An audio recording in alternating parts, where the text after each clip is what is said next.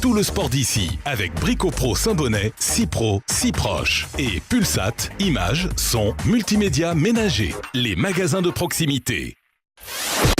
Le forum des sports d'ici.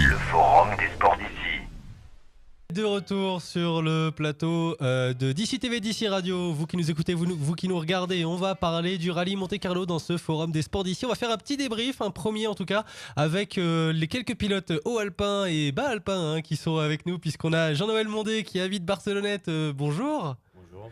Et puis on a également Nicolas Rancher qui est aussi haut alpin. Bonjour. Bonjour. Et puis on a la petite touche féminine, Laure Josso, au volant de sa Twingo RS. Bon, elle l'a pas ramené sur le plateau. Bonjour. Bonjour. Alors, on va juste rentrer tout de suite dans le vif du sujet. Jean-Noël Mondé, 16e, Laure Josso, 33e et Nicolas Rancher, 34e. Et il n'y a vraiment pas de quoi rougir sur ce rallye Monte-Carlo. Première participation pour vous, Jean-Noël Mondé, au volant d'une superbe Mitsubishi Evo 10, 16e position. On peut dire que c'était un très bon rallye pour vous. Oui, contrat rempli, 16e, je pense qu'il n'y a pas grand monde qui est arrivé déjà à le faire sur une manche de mondial pour une première participation. Bon, c'est de bon augure pour la suite. On verra bien l'année prochaine ce qu'on arrivera à faire. Ça peut nous débloquer un peu des partenaires qui ont vu qu'on pouvait tenir la distance et notre maturité depuis 20 ans qu'on court. Et j'espère que ça fera bien pour l'année prochaine aussi. Et oui, c'est tout ce qu'on vous souhaite, c'est de reprendre le départ du Monte-Carlo l'année prochaine. On a également, donc, je disais, Laure Josso, au volant d'une toute nouvelle Renault Twingo RS. Ça s'est bien passé, Laure, 33e position, au volant d'une toute nouvelle voiture. C'était pas forcément un pari gagnant au départ. Non, c'était pas gagné au départ. On n'a pas pu essayer beaucoup la voiture. Donc, là, avec les 380 km de spécial, on a pu la prendre en main. On s'est vraiment régalé. Un petit bémol avec la dernière spéciale où on a crevé, on a perdu 5-6 minutes, mais ça fait partie du jeu. On est sur le port de Monaco. C'était un rallye difficile et on s'est vraiment fait plaisir. Et je tenais à remercier tous les gens parce que nos partenaires, notre équipe d'assistance, nos ouvreurs et tous les gens qui étaient sur les bords des routes, parce que pendant 3 jours, ils sont restés sous la pluie et ils ont attendu même les derniers. Nous, on passait dans les derniers et il y avait encore beaucoup de gens sur le bord des routes. Les bénévoles, la gendarmerie, c'était vraiment une très belle ambiance et une fête collective. Et puis Nicolas Rancher qui est avec nous également, passé dans les derniers, et puis lui aussi a crevé à la sortie du col du Perti. Le premier passage, c'était jeudi matin. Vous êtes bien rattrapé, finalement. Vous avez bien réussi à essuyer les plâtres et à rallier le parc d'assistance jeudi midi. Oui, effectivement, ça a été très compliqué et honnêtement, au moment où on a tapé la pierre dans la spéciale, je n'y croyais plus trop parce que la roue était quand même par terre. Donc, on a voulu finir pour arriver donc, dans le village d'en dessous de la Borelle. On a fait 5 km sur la jante et avec la roue qui divaguait. On a vu notre principal adversaire qui avait donc fait une sortie de route. Donc, on a pu passer à côté et c'est là que je me suis dit que le rallye n'était jamais fini avant l'heure. Donc du coup, on est arrivé en bas pour changer notre roue et voir si on pouvait repartir. On a fait une réparation, je dirais un petit peu extrême sur le routier avec une sangle et un arbre et nos moyennes. Donc ça a fait. Et puis donc après, ensuite, on a pu repartir pour les autres spéciales. Les 3 dernières ont été très compliquées pour nous avec les spectateurs sur les routes en partant loin derrière. Et donc on s'est mis dans la tête qu'il fallait tout simplement arriver pour passer à l'assistance et changer tous nos éléments endommagés. Et puis le lendemain, ce fut une autre journée, une très bonne journée pour nous, en faisant de jolis temps, en prenant beaucoup de plaisir. Et puis surtout en ayant une auto qui était redevenue fiable grâce à l'assistance, qui nous ont fait un super boulot et qui nous ont permis de repartir dans les temps impartis. Donc c'est vrai qu'on a bien rattrapé. Et samedi, bien sûr, avec une très belle journée et des conditions, disons, un petit peu plus d'un Monte-Carlo pour pouvoir finir sur le port en beauté et se faire très plaisir et voilà, rendre un petit peu la monnaie à tous nos partenaires en fonction de tout ce qui était précisé dans nos clauses. Et puis donc on est à l'arrivée, c'était surtout ce qui ce qui était demandé pour tout le monde. Alors personne autour de cette table ne me contredira, c'était un rallye Monte-Carlo extrêmement piégeux, extrêmement difficile.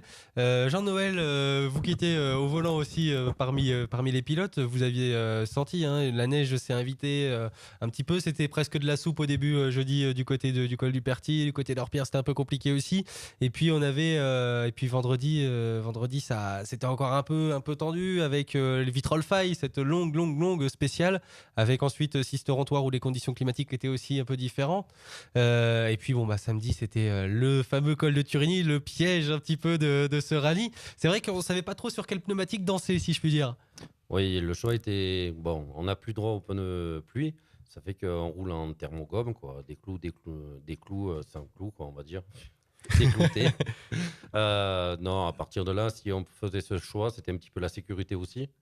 Il y avait pas, moi, pour mon compte personnel, mettre des slicks dans ces spéciales-là, c'était quand même jouer trop de risques, quoi, prendre trop de risques. Et la roulette, non, il faut faire les choses quand on sait qu'on va y arriver. Autrement, c'est pas la roulette russe. Et non, mais c'est vrai que c'était très difficile. Après, les conditions piégeuses font que c'est là que ça fait parler un peu l'expérience de pouvoir arriver à négocier toutes les difficultés, puisque chaque virage est une difficulté. On peut avoir un accident à tout moment, une petite sortie de route ou quoi que ce soit. Nous, on a crevé, par exemple, dans une spéciale, on a changé la roue. Voilà, quoi, c'est une difficulté. On n'avait pas vu ce bloc de béton en reconnaissance qui était caché dans l'herbe. Et voilà, quoi, toutes les spéciales étaient un peu difficiles. Après, oui, on a rattrapé aussi des voitures usines, entre guillemets. Ce qui fait que ils nous calculent pas trop, quoi. Il faut se montrer, on est là, laissez-nous passer. Et non, c'est vrai, c'était un rallye très difficile, mais très difficile pour tout le monde. Ça fait que il fallait passer les étapes, très éprouvantes. Et puis voilà, quoi, ça a été très bien comme ça, quoi. Alors Josso, vous aussi, vous êtes fait quelques frayeurs, surtout à l'arrivée de Breil-sur-Roya, la dernière spéciale, où il y a eu plusieurs têtes à queue, hein. Il y avait de l'eau sur la route, il y avait des coulées d'eau assez importantes, et c'est vrai qu'avec un petit peu de clous sur les pneus, puisque avant il y avait le col de Turini, c'est vrai que c'était pas forcément facile de gérer. Vous n'êtes pas trop fait peur à ce moment-là de la compétition? Non, c'est pas fait peur. On a crevé très rapidement dans la spéciale, donc après on a fini vraiment tout doucement pour rentrer sur Monaco.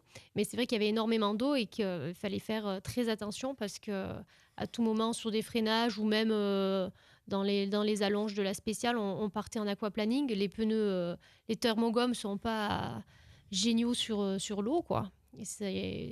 On n'a plus, donc, comme disait Jean-Noël, de pneus pluie, donc il fallait faire quand même attention. Puis avec toute l'eau qui est tombée, c'est vrai que c'était vraiment particulier. Nicolas, une spéciale qui a été difficile pour vous, c'était Clumont-Lambruis, c'est ça? C'est celle qui reste la plus difficile, la plus dans vos souvenirs? Oui, je pense que c'est bien celle-là donc, qui a été la plus difficile, étant donné qu'on n'avait pas eu le temps de regarder nos vidéos qu'on avait fait aux reconnaissances, donc pour un peu se familiariser avec le terrain. Et c'est vrai que d'entrée, on a fait un choix de gomme un peu optimiste en partant avec deux slicks devant les plus tendres et derrière des thermogommes. Donc voilà, on est parti avec ce choix que nous ont donné nos ouvreurs, qui était, à mon avis, un très bon choix, mais peut-être pas pour la sécurité. Et donc ensuite, sur l'arrivée, il y a eu peut-être, je dirais, 2-3 km de brouillard, de gros brouillard épais, donc on ne voyait pas, je pense, à 2 mètres. Donc c'était très compliqué de pouvoir rouler et de trouver la route déjà. Et on a eu beaucoup de difficultés et je pense que même Tom à côté languissait énormément l'arrivée parce que c'était vraiment impraticable et inconduisible dans ces conditions-là. Est-ce que c'est le fait aussi qu'il y avait deux grosses spéciales avant, donc Vitrolles-Failles par deux fois? À la fin de la journée, ça commence à peser, hein, sur la journée de vendredi. Oui, aussi, je pense que voilà, avec deux spéciales comme on connaît Vitrolles-Failles qui fait quand même 50 km, c'est vrai que c'est des très longues ES où c'est quand même physiquement éprouvant.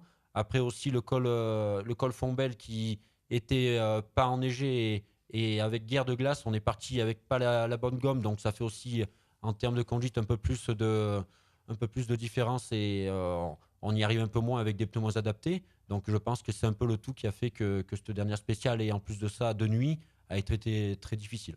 C'est plus compliqué de conduire de nuit, on l'imagine. Est-ce que vous vous sentez plus à l'aise dessus, Jean-Noël, par exemple, Jean-Noël Mondé? Par rapport à mon entourage, oui, ils le disent, puisque je perds pas beaucoup de temps la nuit, soit 10 ans, parce que entre le passage de jour et de nuit, je perds moins d'une seconde quand je connais la route. Ça fait que c'est important. Après, là-bas, c'était vraiment très spécial. On n'y voyait pas la boue, les troncs d'arbres qui ont été rajoutés au dernier moment dans les cordes pour pas qu'on roule dans les cordes. Les spectateurs au départ, c'est pas de leur faute, hein, les pieds pleins de boue, on ne distinguait plus la route du champ. Et au départ, c'est vrai que de suite, ça calme vite, quoi, parce qu'on part, c'est rapide et d'un coup, la voiture, elle tient pas la route, on croit qu'on est dans le champ, tellement qu'il y a de boue. Et voilà, c'était une spéciale. Pour moi, la plus terrible, c'était celle-ci. Elle est vraiment dure, parce que la route est toute petite, hein. Ça a regelé vers l'arrivée. C'était très difficile. Ouais. Un souvenir que vous conservez, plutôt un bon souvenir que vous gardez à un moment du rallye? La feuille d'étang de la 3e spéciale que je vais encadrer dans ma chambre. On est devant Ogier, Latvala, on est devant tous les pilotes, pas tous, mais devant beaucoup de pilotes WRC. Non, les conditions, elles étaient comme ça, quoi, hein, mais bon, on était devant eux. Tout, en fait, on va garder une semaine gravée dans la tête. C'est énorme, on ne peut pas dissocier chaque moment parce que tout moment, Gastinel me disait garde-les bien dans ta tête et profite de toutes les minutes. Et c'est ce qu'on a fait, on a essayé de faire. Et comme ça, on a déjà vu ce que c'était un mondial. Et j'espère qu'on va pouvoir y reparticiper très facilement l'année prochaine. Et voilà, quoi. Maintenant, la première fois est passée. À quand la deuxième? On croise les doigts pour que ce soit l'année prochaine en tout cas. On continuera de parler du rallye Monte-Carlo. Ce sera juste après une courte page de publicité. Le forum des sports d'ici. Tout le sport d'ici avec Bricopro Saint-Bonnet, Cipro, Ciproche et Pulsat, images, son, multimédia ménager, les magasins de proximité.